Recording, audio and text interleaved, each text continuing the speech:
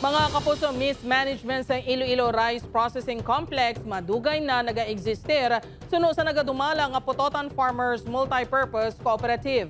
Ini ang gintutukan ni Zen Kilantang Sasa.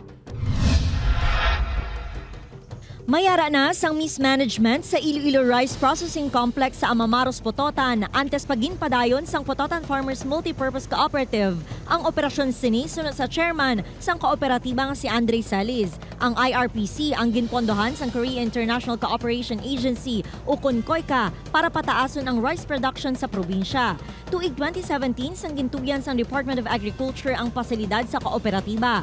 3 milyones pesos nga cash kag mga 3 milyones pesos nga inventory sang humay ang nabilin sang tinalikdan nga nagdumala kag ini ang ginpadayon sang kooperatiba.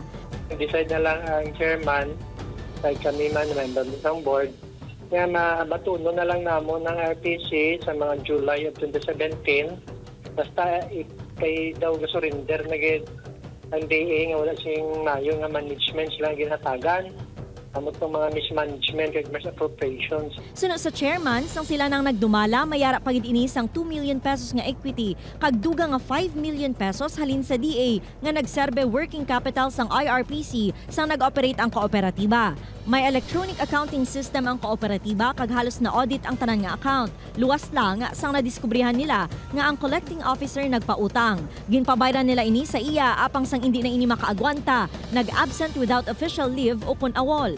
Gin-abuse siya yung authority kag wala siya magsunod sa policy guidelines na ginabas ang board. Nga nagmatumato lang siya pautang. After a month na check namon, the following month pag board meeting namon, nga damo na isang accountability sang receivable.